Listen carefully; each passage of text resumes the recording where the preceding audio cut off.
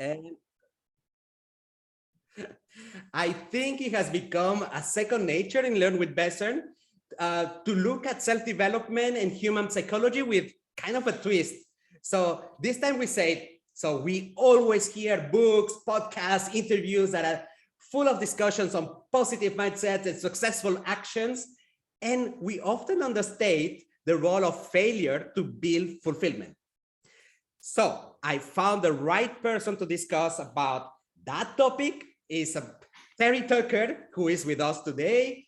He has been a college basketball player, a marketing executive, a hospital administrator, a SWAT Team Hostage Negotiator, you know, the guys that you see in television, a high school basketball coach, a business owner, and most recently, he was a cancer warrior. And he's also the author of a book that I found quite interesting. The book name is Sustainable Excellence, 10 Principles to Leading Your Uncommon and Extraordinary Life. So what I found interesting is that the book is structured about 10 principles, and I got hooked with this number 8 principle, saying fail often, especially when you are young. So here we are talking in the middle of all these flowers that we were describing about success. So we find the topic of failing as a way to have an excellent life. Terry, what I would like to know, so where does it come from? How did you add this part about failure? And is there any personal story behind that? Why did you feel necessary in your book to go on that topic? Well, Ivan, first of all, thanks for having me on the show. I'm really looking forward to talking with you today. Yeah, failure, you know, when I thought about success, when I thought about excellence, failure has to be a part of that. And people are like, no, it doesn't. I mean, you know, you when you're successful, you're not failing. That's true in a lot of ways. But at the same time, if you think about where do we learn about failure? Where do we learn about being defeated? We start out in our lives with our caregivers, whether that's our mother or father or, you know, grandparents or siblings or whoever's, you know, raising us. We learn about failure, and we learn very early on, winning is good, failing or losing is bad. And so, I mean, I don't think anybody starts out in life or to start a project or to start a business or anything like that with the idea like, hey, I think I'm going to fail. I don't think anybody does that, but people don't understand that you can take failure. I think the road to success is paved with failure. Anybody who has ever succeeded, if they say, hey, I've never failed, I would be extremely skeptical about them saying that. But people get devastated when they fail. They feel like there's something wrong with them if they do. So, you know, I think it's something that we get to the point where, you know, if you fail, that's okay. If you quit, that's different. You know, if you fail and then stop, then you're a quitter. But if you fail and you learn, then you're a smart individual. If you take what you failed with and say, okay, what did I learn from this? But I'll tell you this, here in the United States, and I can only speak of the United States, we are great about starting down the path towards a goal, something we want to do, something we feel good about. And then we butt up against an impediment. Something gets in our way and we can't get around it. We can't get over it. We can't get through it. And so we quit. But we just don't quit. We've got to blame somebody. We got to find somebody to blame. It's like we got to blame our parents or our boss or our station in life. Very few people take personal responsibility for their own success and happiness. So failure is a part of success. And I totally believe that. I don't think there's anything you're ever going to say to me that's going to convince me otherwise. Indeed. When you're talking about it, I was thinking about, for instance, when we think about famous inventions, like there is this inventor called Thomas Edison. I think he's American, by the way, who invented the bulb or the electricity. I don't recall exactly, but I mean, we don't know how many failures he has been going through in order to find the good solution. And the thing is that we are constantly formatted by the society in order to cover up for our failures. So we don't know, like, if somebody like Elon Musk, how many times he has failed. We don't know how many. Well, we know the story about the founder of Apple, that he had a couple of failures also in his career, but it's something that we usually are pre-programmed to don't talk about it. So when we are doing something bad, and I'm thinking a little bit about all of these examples that there is about countries doing things that are pointless, going into wars and failing somehow, and not talking about it, not learning from that, so that they start again and they repeat it again. We talk about corporations doing extreme things in terms of the way they communicate and about the products, failing and not talking about it, forgetting about it, removing. It's almost like we are programmed in order to survive to not talk about failure, which is something like a stigma that has been anchored in our biology and on the way human beings have developed. So according to you, where do you see this origin of this stigma associated with failure? Is it, and based on your experience, is it the same failing as an entrepreneur, or in our love relationships or in sport? Is it perceived in the same way? I think in a lot of ways it is. It's, I mean, failure, as long as you don't learn, failure is a bad thing. If you can learn from failure, that's good. And I really do think it goes back to our caregivers. And you know, I started thinking about, when I wrote the chapter in the book, I started thinking about why do people fail? You know, and I think there are several reasons. They're at the wrong place at the wrong time. I mean, they're behind the curve, and so, you know, they're not going to be successful. They don't lack confidence, or they do lack confidence. It's like, oh, I don't know if I can do that. You know, that's something I really want to hang back on. They don't put in the effort. You know, people think, oh, hey, I'm gonna go out there and all of a sudden I'm gonna be a millionaire, or I'm gonna be living in the big house and driving the great car and stuff like that. But there's a lot of effort. There's a lot of blood, sweat, and tears. And I know that gets thrown out a lot, but there really is a lot of blood, sweat, and tears to make it to the top of the mountain, you know, to be successful.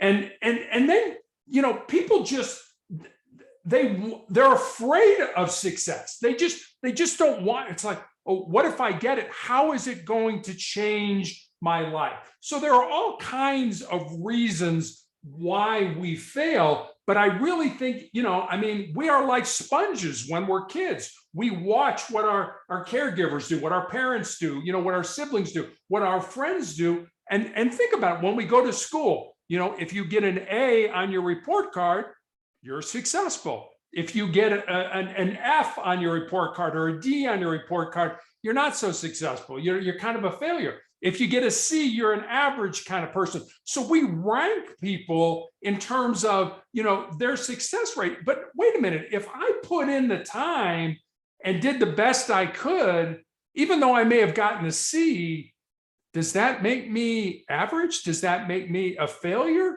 As opposed to somebody who, this is really easy, I'm not going to have to put in a lot of time, but I'm going to get an A. I'm going to do great in this class. So I think, at least here in the United States, we're kind of off on how we determine whether somebody is successful or somebody is a failure. But I really think it starts in the home. It starts very early in life.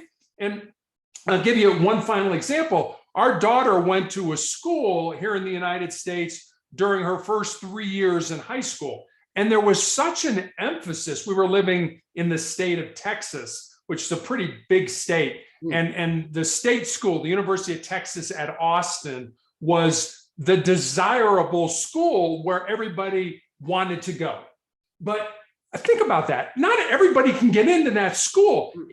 But some of the parents acted like their kids were failures if they couldn't get into the University of Texas at Austin. What if they got into the University of Texas at Corpus Christi or at Houston or something like that? Did it really matter in the scheme of things of this person's life that if they didn't get into that school, they were a failure. I mean, talk about your parents setting you up for failure. That was, I kind of stepped back and I looked at my daughter and I'm like, you know what, wherever you want to go to school, you can go to school. It doesn't matter where you go. It's the effort you put in and what you get out of it.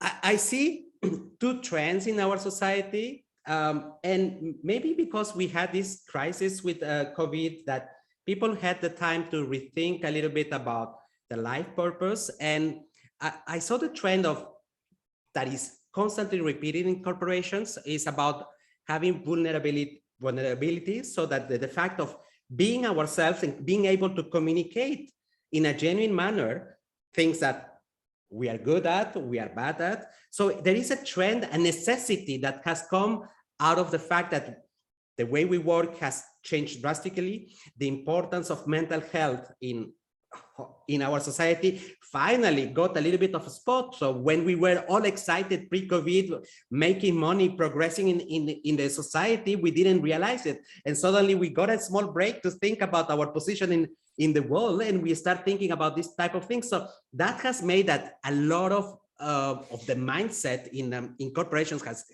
has changed. And the other trend that is almost kind of the opposite is that we are always, because of social media, we are always comparing, benchmarking ourselves versus what we think is success for others. So we look at someone in Facebook and we say, oh, this guy has a car, has a Ferrari, has a beautiful house. This is the level of success. So it's almost like if we had to redefine success, we need to create a moment of self-awareness, to dig inside of us about what is important for us so that we can define our own measures of success. But this is super hard for human beings. I even think that there needs to be like a biological reason. And I was thinking about that, Terry. And I was thinking that like a comparison. So there is two people, a risk taker and a risk averse person. So our human common sense will tell us that the risk averse person, the one who doesn't dare to do things because he's either afraid of failing or has higher chance of survival. So that's the type of life, like most of us will try to choose something where we have less risk, so less chances of failing because we are going to be feeling judged. Is there anything, do you see something wrong with this type of people, the risk averse people who doesn't take any risk of failing? Is there anything wrong at the end, according to your perspective? I think everybody's got to determine how they define success in their lives. And yes, we are terrible about comparing ourselves to other people. You know, I want what they want. Well, why? And I, you know, you talked about, you know, there's something biological in us. Is there something wrong with the way we're approaching things? And I think the answer to your question is yes. I think you've hit the nail on the head. And here's where I think we kind of go off the rails. We want to be successful. We want to develop goals that will lead us toward success. The problem is we haven't defined our values yet. You can't have goals. Well, you can. I don't know if you're going to be successful in those goals, but if you can first, before you set goals, before you develop New Year's resolutions, before you do all the kind of stuff that we seem to do every year, and you know, the department's got to have goals, and you've got to have individual goals, and the company's got to have, you know, a mission statement and all that kind of stuff. That's great. Back up a little bit and define your values. What do you believe in your heart? What's the thing or the things that you're willing to die for? You know, what are you willing to die on that hill for? And when you define those in your life, then coming forth and saying, okay, here are the goals that I want to achieve in life. That's great, because now you've tied those goals to something, and that something is your values. We make goals, but we don't tie them to anything. You know, what do we time? We time to money or, you know, power or influence or something like that. Those are all transient. Those don't matter. I know a lot of people are like, what do you mean it doesn't matter? Those don't matter in the scheme of your life. They really don't matter. What do you value? What is important in your life? And I've always believed that common, ordinary, and unmotivated people in life do nothing, do absolutely nothing with their lives. Uncommon, extraordinary, and highly motivated people can change the world. There's a man by the name of Ed Milet here in the United States. He's a coach, he's a life coach, and he talks about the 4 types of people in the world. He said the first type of people are the unmotivated people. And he said that's the vast majority of people in the world. He said the second type are motivated people. And those are just people who say, okay, Terry, if you sell this many cars, then I'll give you a bonus. So it's really kind of carrot and stick thing, very low level, very easy to accomplish. The last 2 are the most important type, but the fewest out there. The first one is inspirational people, and inspirational comes from that word in spirit. These are people that they inspire you to they do more than motivate you. I'm going to grab a note here because I have these things written down and I want to make sure I get this. I'm doing the same. In fact, yeah, exactly. I love when I find these things and I write them down. So these are people that are, they have energy. You look at them and you're like, yeah, I want to be part of that person's sphere of influence, whatever that is, whether it's their inner circle or their outer circle. But these are people that inspire you to do things.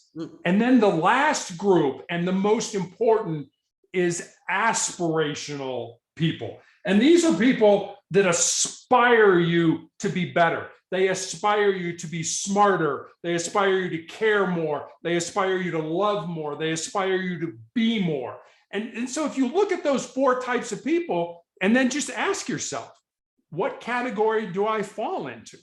And how do I get out of the category I'm in and get better? How do I do that? And again, I think that goes back to, what do you value in life? What is important to you? And then say, okay, how am I going to put these goals in place that are going to allow me to get to where I want to be? So I think those 4 types of people are really important. But I also think it's the vast majority of people are just common, ordinary people. They're just going through life. They're casually living their life. And as a result, their goals, their dreams, their ambitions become a casualty of that unplanned living. The challenge with the first category, the vast majority that we say that are unmotivated, is that in our brain, basically, motivation depends on the level of effort that we have to do. Like, say, I need to allocate some time to do certain things, like even deciding what is a priority for me. And we don't allocate this time because we perceive it as an effort, something that is going to be gigantic. I'm going to think about the meaning of life. Wow, it is, well, in reality, it doesn't have to be like that.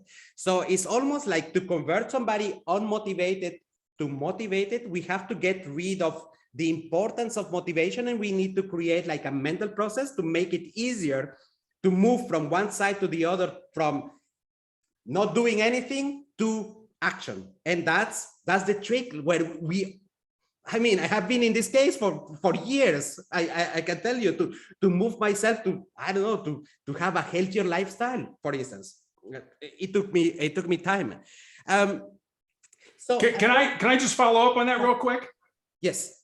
Let me make this suggestion as to how you can do that. I totally agree with you. Motivation comes from within. It's something that we have to motivate ourselves to do. Well, how do you do that? And I think the one word I'm going to throw out at you is this word: habits. What are your habits? If you have good habits, then you can be motivated. You can say, okay, I want to eat healthier. Okay, how am I going to do that? I'm going to buy better food at the grocery store. I'm going to prepare it the night before so that I can have a healthy breakfast and stuff like that. So you put good habits in place that allow you to be motivated, and you get rid of bad habits. Hey, I want to have a healthier lifestyle. I'm going to stop smoking. I'm going to not drink as much alcohol. I'm going to get more sleep. I'm going to exercise, whatever you're going to. So if you put good habits in place and you are motivated, there's a very good chance in life that you're going to be successful. The problem, and I think you figured this out, is we don't put those habits in place. It's like, yeah, I want to be motivated, but I don't know how to do that. Put good habits in place and you can be motivated. Exactly. These habits do not have to be like big, like changing my lifestyle from one day to the other. It can be built in a small little portions, so that we replace a little bit all this programming that we have in our head about not believing or in our capacity to make things happen. And we can relate it back to the idea of doing things that are amazing in life. Very often, the barrier between doing amazing is our risk aversity, saying, okay, if I do that, I'm going to fail and I'm going to be judged. And we don't take the time to create these little habits who will help us little by little go towards losing this fear of failing. Like, I mean, just to mention a personal example, like before I went into entrepreneurship, I had to practice myself being a little bit less risk averse, because I'm a very conservative person. I come from a low socioeconomical background. I was afraid of losing money. That's something that was paralyzing me. I thought that my family needed this amount of money that I was getting out of my corporate job in order to be happy. In reality, I mean, I had to find out pre-leaving my job things that will help me convert into somebody who is less risk averse. And that makes me think, in fact, that about what could be, I'm a type of person who likes thinking about numbers. How can people assess the opportunity cost of embracing failure? What are we losing if we don't do a little bit of practice of failing, but under control, not like breaking your life above, but it is more about practicing failure. What should happen when failing, in order that it becomes beneficial for someone? Yeah, and I think what you were just saying kind of goes back to what we were talking about a minute ago with, we're comparing ourselves.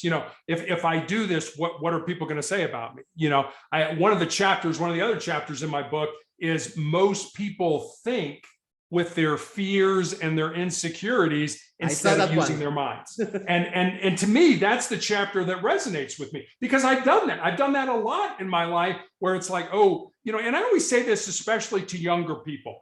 If there's something in your heart, something in your soul that you believe you're supposed to do, but it scares you, go ahead and do it. Because at the end of your life, the things that you're going to regret are not going to be the things you did. They're going to be the things you didn't do. And by then it's going to be too late to go back and do them. So, who cares? I mean, and I've done this. I'm like, I should probably do that. Oh, wait a minute. Maybe I'm not smart enough. Maybe I don't have enough experience. Ooh, what are people going to say about me if I fail? Again, that goes back to what we were talking about earlier. Who cares? Who cares what people say? You are living your life with your unique gifts and talents and interests. You're not living somebody else's life. So why do you care what other people think? So that's the first thing I would say. And then really, I guess the answer to your question, the one word came to my mind: learning. If we can fail, that's okay. It's okay. Nelson Mandela, the former president of South Africa, had a great quote. He said, I never lose. I either win or I learn. And it's like, man, if everybody approached things that way, if everybody approached failure in that regard, okay, I failed, I didn't win. So what did I do? I learned. What did I learn? Okay, can I use what I learned and apply that to my current business, my current job, my current position? Or can I take that and totally change things around and find a different job, a different position, a different company that I want to found? And I think as long as you learn, as long as you continue to grow, and I think that's an important part, not just in business, but in our lives as well. We should be lifelong learners. I want to die learning. I want to die understanding things that I didn't understand before. But people don't do that. They get to a point and they're like, I'm comfortable. I know what I need to know to have a successful life, or to have a life that makes enough money for my family, or, gets me through the day. But those are the common and ordinary people. Those are the people that are like, I've got enough. There's never enough. There's never enough knowledge. There's never enough learning. There's never enough grit. So make sure you keep learning. And I think if you do that, that's going to help you in terms of dealing with failure. I really think that you have said it just spot on. If we want, we can decide to have an ordinary life. So no risk, just doing the things that we're doing. Everything is expected. We reach that and ciao. Now, if we really want to have an extraordinary life, we need to allow ourselves to fail and learn, because only extraordinary things can come out of daring to do something that you're not supposed to do. And I want to go into a personal question, Terry. Do we have to be like in a position of thinking or feeling that we are losing our life in order to really think about all the possibilities that we have? Or can we, if we have a normal life, decide to change into an extraordinary and dare to do more things? Or do we have to be like, in your case, the fact probably, and I'm doing a big assumption, the fact that you went into a life-threatening situation, did it make you reconsider your life, or you were like that before? I think a little bit of both, to be honest with you. I am probably coming to the end of my life. I have tumors in my lungs, which I am constantly being treated for. Every 3 weeks, I go to the hospital. I just finished a treatment last week for those tumors. Yeah, and I think when you start to come to the end of your life, you sort of take a step back and say, what's really important in life? What is my legacy going to be here? And I don't have any, nobody's going to name a street after me or put a statue up in a park or anything like that. None of that stuff's ever going to happen to me. But one of the things that I learned, and you can't tell this from looking at me, but I'm 6'8" tall. And I played basketball from the time I started. I started at 9 years old, and I played all the way up through college. And I think you mentioned that. But one of the things I learned from team sports was the importance of being part of something that's bigger than yourself. And I think you realize, regardless of what team you're on, is that if you don't do your job, not only do you let yourself down, but you let your teammates down, your coaches down, your fans down, et cetera. And if you think about it, the biggest team game that we all play is this game of life, that we're all kind of mixed up in and such like that. So yes, I think that coming to the end of my life is sort of focused more on what is important. It's not money, it's not power, it's not influence. It's how can I make a difference? How can I leave this world a better place than when I came into it? And for me right now, that's being part of something that's bigger than yourself. Listen, I find it quite inspirational, because at the end, now I understand, and I have to thank you personally, because now I understand why you are doing. So I noticed that you are talking in different events about excellence, about how to drive, to lead a life that is meaningful. And I was trying to understand what could be the reason. And now I understand that it's about legacy. And legacy doesn't have to be the amounts of money that you have in your bank account, because when you die, you don't bring that with you. But it's about having impact in people. In your case, for somebody else, it might be different. And again, the sad thing is that most of us do not think about, we have to wait until we have something really tough happening in our life to reconsider our way of doing things. And that's not right. In fact, we should be able to consider things while we are completely fine, having a normal life, in order to assess why we should find a way to do bigger things than ourselves, that the immediate satisfaction of having stuff, life, even if we end up our life broke, but if we have lived an amazing life, what the hell, who cares? If we exactly. And that, you've hit the nail right on the head. And I think there was a Native American Blackfoot proverb that I heard years ago, and I'll share it with you. It goes like this: when you were born, you cried and the world rejoiced. Live your life in such a way. And I think those are the key words in this. Live your life in such a way so that when you die, the world cries and you rejoice. That's what I want. That's what I'm looking for. It's not power. It's not money. It's not influence. It's not statues. It's not somebody naming something after me. It's, did I live a life that now I'm rejoicing about? You know, I lived that life. It's great. People are crying. Oh, Terry's not here anymore. Oh, Ivan's not here anymore. Oh man, that's too bad. That's the life I want to live. That's the life I want to live.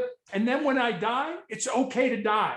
But so many people are like, it's not okay to die. It is okay to die. We're all going to do it. It's not a big deal. Find your purpose and live it. If you can do that, death is not nearly as scary.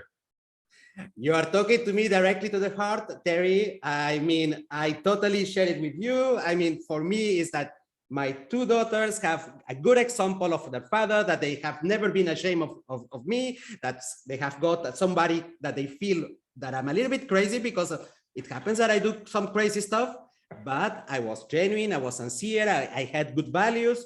Yeah, in general, yes, I had good values, even though I am not that religious, but I had good values.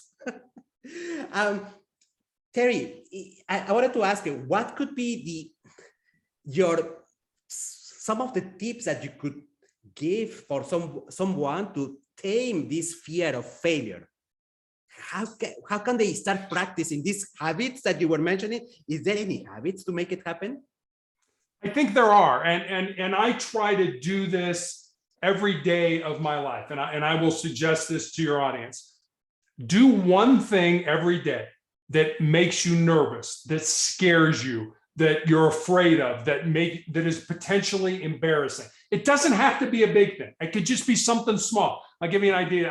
I hate going to the dentist. I just don't like it. But the other day I picked up the phone and I called and I made my 6-month appointment to go in and have my teeth cleaned. That was uncomfortable for me. Everybody's like, oh, that's no big deal. It's not a big deal. But if you do those small things every day, when the big disasters in life hit us, and they hit all of us, we lose somebody who's close to us, we get let go from our job, we find out we have some kind of a terminal or a chronic illness, all the big things in life that we know we don't want, but potentially are going to come down the pipe.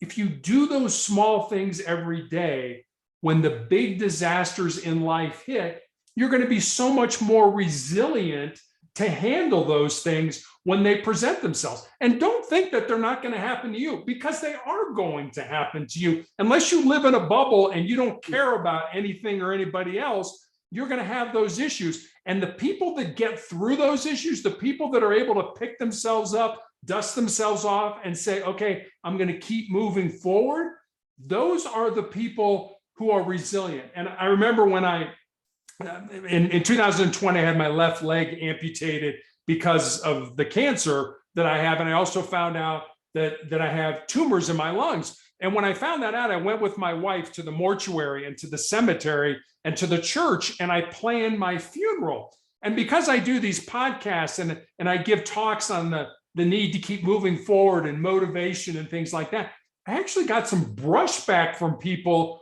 who suggested that somehow planning my funeral was in some way defeatist. And I had to remind these people, like, the last time I checked, we're all going to die. Don't think anybody's working on a cure for life right now. So, I mean, again, it goes back. Find your purpose in life, live that purpose. If you do that, and death is not going to be nearly as scary. And your life purpose is going to be something that's going to be ups and downs. So do things every day that make you uncomfortable so that you're able to handle the big things when they hit. Another common point, Terry, I remember back when I was younger, a lot of people find me a little bit morbid because I was thinking about death. And the fact is, I didn't think about death in a depressive way. I was thinking about death because I wanted to have a life where I have tried things, that I don't have just a common life, that I dare to do things. even though I think for a big chunk of my life, I didn't dare to do certain things like staying too long in corporate. That's one I still don't forgive myself. I waited too long. But I guess that for me it was like an incentive to challenge myself to dare to do things. And I mean, it's not morbid. It is not something that it has to be dark. It is something that is the incentive to go and try to make your life, the life of people around you, excellent. I mean, with story, I don't want to keep, for instance, money in the bank that I haven't used to give it to when I die, to give it to my children. I want to use it up when they are alive. And I want to use it with me so that they have the memory, father, children doing stuff, crazy, but good memories, right? Oh, totally. And those are the things, it's the small things. It's family, it's love, it's friendship, it's spirituality. Those are the things that in life are important. There's an old story, I don't know if you heard it, about Alexander the Great. Yeah. My guess is this story never happened, but it's still a great story. Alexander the Great, probably the biggest conqueror of all times, was dying. And when he was dying, he asked his counselors to come around him. He said, I want you to carry out my final 3 wishes. He said, the first wish is I want my doctors to carry my coffin to the grave. The second wish is I want the road to the cemetery paved with gold and silver and precious stones. And the third wish is I want my hands hanging outside of my coffin. And one of his counselors said, you're Alexander the Great. You're the most powerful, most important man in the world.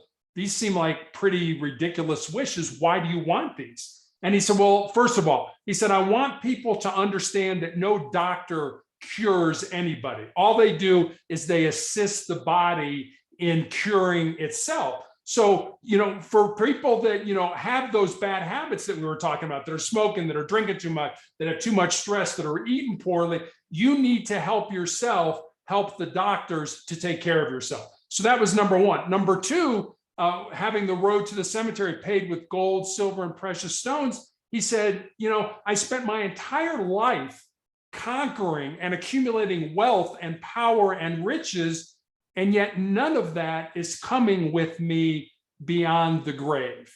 And then the third wish of having his hands hanging outside of his coffin, he said, I want people to realize that I came into this world empty-handed, and I leave it pretty much the same way that I came into it. So, like I said, probably that story probably never happened, but it's still a great story to kind of keep us grounded on what's really important in our lives.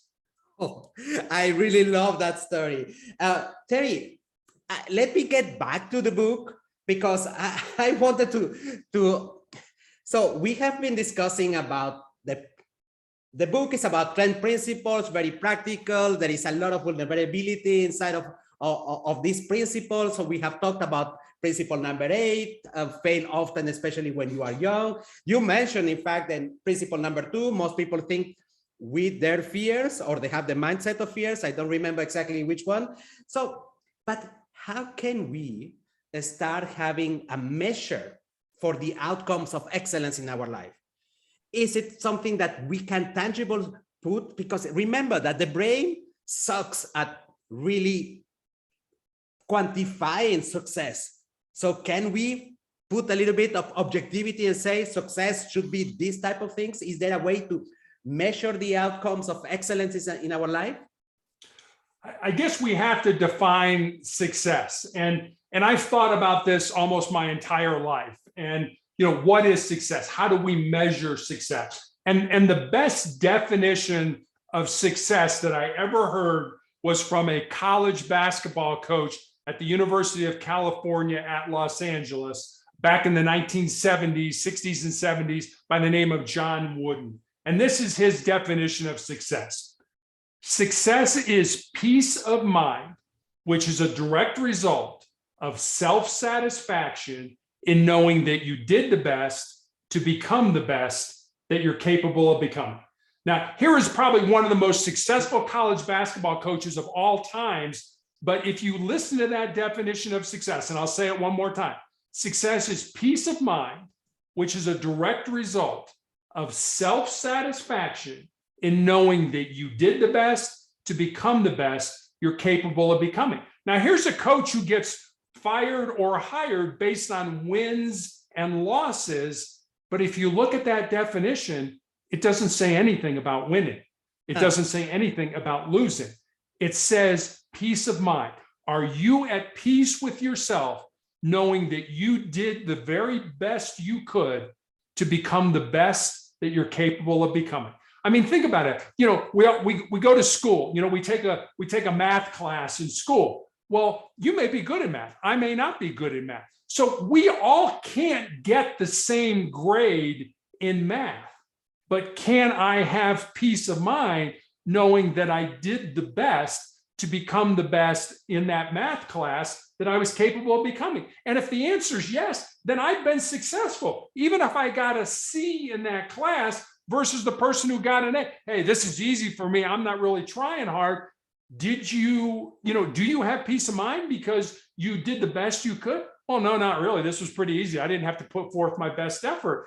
Success is putting forth your best effort and being comfortable with it in your mind to know that, you know what, I'm going to sleep well tonight. I did the very best I could. Terry, so what you describe, what your coach said without knowing maybe, or maybe he knows about it.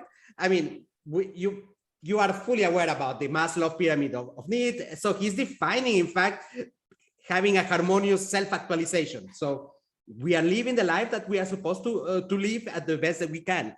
And maybe that's one of the major problems in our society, is that if we are not comfortable we are not in harmony. This is what destroys a little bit our mindset to try other things, because we don't see other solutions. Like, I'm not good in math, so maybe I'm not good in anything. I'm not good for studies, so I'm going to try to find an easy way because I was meant I grew up in a socioeconomical class that was not really positive, or not really, I wasn't liking it. And then I'm going to decide for a way of escaping all my possibilities. And then this is where we feel completely down, crushed by the society, because the measurements of the society are not dictated by me.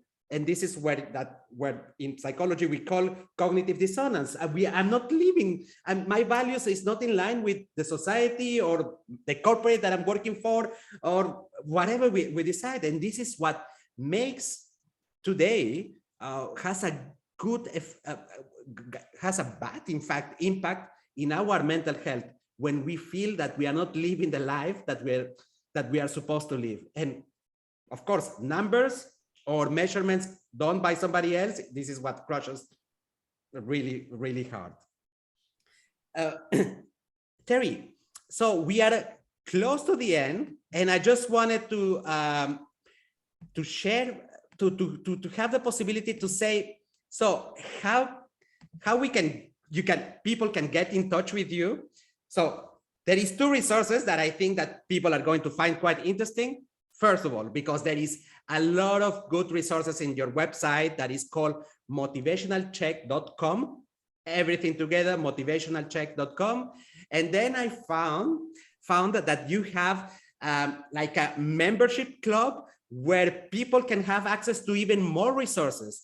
And you have the possibility to download a free ebook in the website that is called sustainableexcellencemembership.com, sustainableexcellencemembership.com, and everything goes together. And by the way, we're going to write it down below this in the comments so that people can have access. Tell me, Terry, you need to tell me a little bit more about the membership. What can I get if on top of the free ebook? Basically, it's a deep dive into each of the chapters in the book.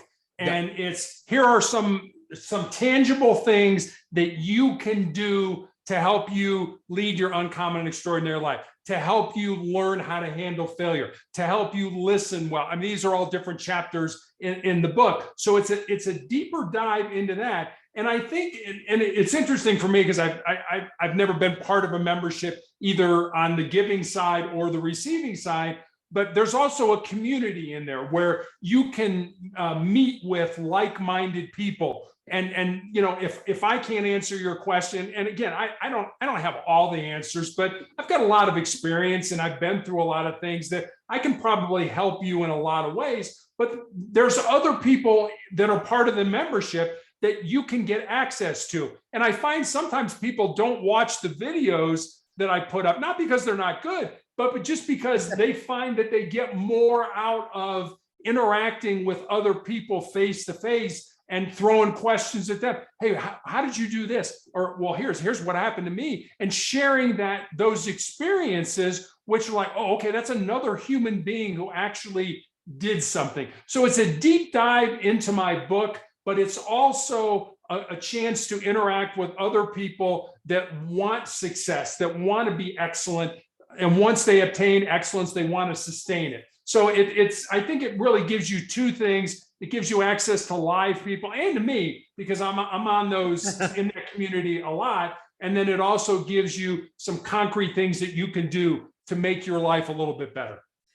I love it, because especially it's so necessary to have like a safe space to talk about things that matters for you. You cannot discuss everything with your colleagues at work. You're going to feel judged.